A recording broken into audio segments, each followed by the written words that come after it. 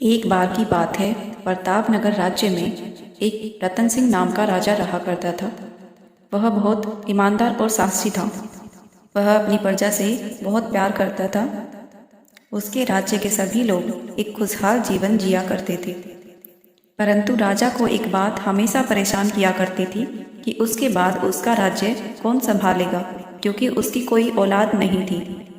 एक दिन राजा ने अपने राज्य से ही किसी युवक को उत्तराधिकारी चुनने का फैसला किया। वह अपनी ही तरह किसी ईमानदार लड़के को राज्य का भार सौंपना चाहता था, जो उसकी प्रजा का ख्याल रखे। राजा ने राज्य के सभी होनहार बच्चों को अपने दरबार में बुलाया और कहा कि मैं आप में से किसी एक को अपना उत्तराधिकारी बनाना चाहता हूँ। इसके लिए आपको एक परीक्षा देनी पड़ेगी। जो इस परीक्षा में पास होगा वही मेरा उत्तराधिकारी बनेगा। वहाँ मौजूद सभी बच्चों को राजा ने एक एक बीज दिया और कहा कि इसको अपने घर जाकर गमले में लगाना है और 4 महीने के बाद अपने अपने पौधे को लेकर यहाँ दरबार में आना है। उसके बाद ही मैं यह निर्णय लूँगा कि किसे मैं अपना उत्तराधिकारी बनाऊँगा। उधर बच्चे सोच रहे थे कि राजा कोई कठिन परीक्षा लेंगे, पर बच्चों को ये परीक्षा तो बहुत आसान लगी। गमले में पेड़ ही तो उगाना है। सभी बच्चे अपने घरों को लौट गए। धीरे धीरे समय बीतता गया और सभी बच्चों के गमलों में पौधे उगने लगे। परंतु ऋषभ नाम का एक लड़का था। उसके गमले में पौधे का नामो निशान नहीं था अभी तक। ऋषभ सभी बच्चों के पौधों को देखकर काफ़ी परेशान रहने लगा कि मैं तो अपने गमले की बहुत देखभाल करता हूँ, पर फिर भी इसमें पौधा क्यों नहीं उगा है। मैं इसको समय समय पर पानी भी देता हूँ। उधर सभी बच्चों के पौधों में फल भी आने लगे थे। धीरे धीरे 4 महीने का समय भी बीत गया, परंतु ऋषभ के गमले में कोई पौधा नहीं उगा। महल से सभी बच्चों के लिए बुलावा आया कि वो अपने अपने पौधों को लेकर राजमहल में पधारें।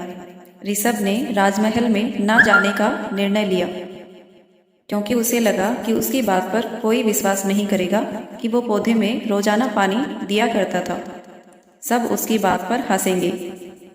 परंतु ऋषभ की माँ ने उसे समझाया कि तुम्हें राजमहल जाना चाहिए।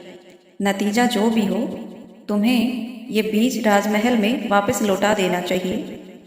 माँ के समझाने पर ऋषभ राजमहल जाने को तैयार हो गया, परंतु उसके मन में यह भय बना हुआ था कि सब उसका मजाक उड़ाएंगे। सभी बच्चों के साथ ऋषभ भी अपना खाली गमला लेकर राजमहल पहुंच गया।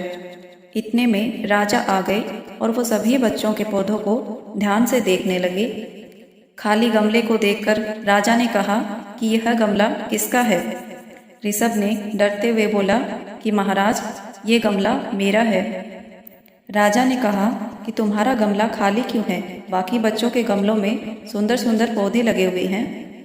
ऋषभ ने कहा कि महाराज, मैं इसकी बहुत देखभाल करता था, परंतु फिर भी मेरे गमले में पौधा नहीं आया महाराज।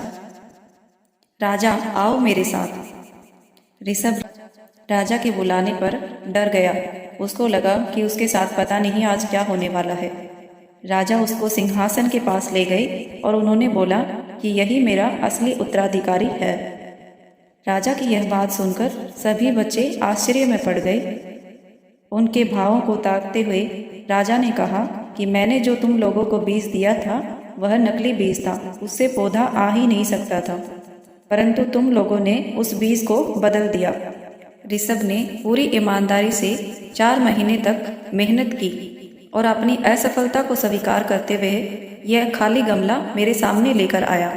ऋषभ में वो सारे गुण हैं जो एक राजा में होने चाहिए। एक ईमानदार व्यक्ति ही अपनी प्रजा का ख्याल रख सकता है।